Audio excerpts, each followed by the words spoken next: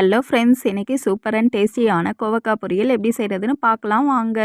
அதுக்கு கோவக்காவை இந்த மாதிரி நல்லா வாஷ் பண்ணி எடுத்து வச்சுக்கிறேன்.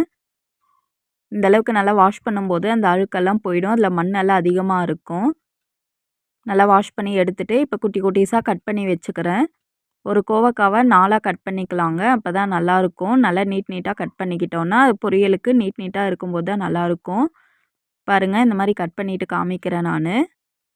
எல்லா காயும் கட் பண்ணிவிட்டு குக்கரில் வேக வச்சு எடுத்துக்கிறேன்.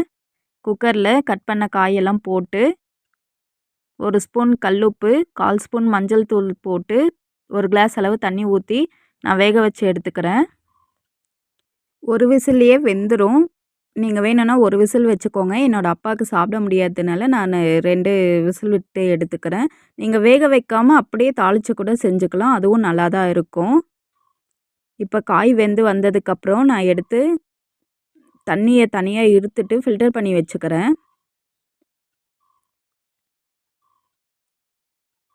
பாருங்கள், இந்த மாதிரி ஃபில்டர் பண்ணி காய் தனியாக எடுத்து வச்சுக்கிறேன் தண்ணி இல்லாமல். இப்போ காய் பொரியல் செய்கிறதுக்காக தாளிச்சுக்கலாம். ஒரு கடாய் வச்சு எண்ணெய் ஊற்றிக்கிறேன். எண்ணெய் சூடானதும் கடுகு, பொடியாக கட் பண்ண வெங்காயம், கருவேப்பிலை சேர்த்து தாளிச்சுக்கிறேன்.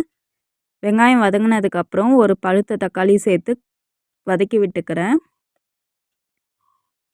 தக்காளி வதங்கினதுக்கப்புறம் கொஞ்சமாக மிளகாத்தூள் சேர்த்து வதக்கி விட்டுக்கிறேன் தக்காளியிலேயே.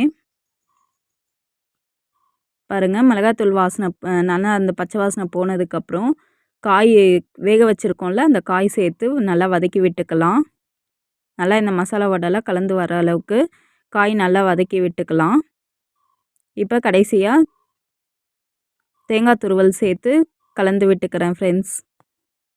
அவ்வளோதான், சிம்பிளாக ரெடி ஆகிடும் கோவக்காய் பொரியல். சூப்பராக இருக்கும். கண்டிப்பாக நீங்கள் ட்ரை பண்ணி பாருங்கள். Bye friends.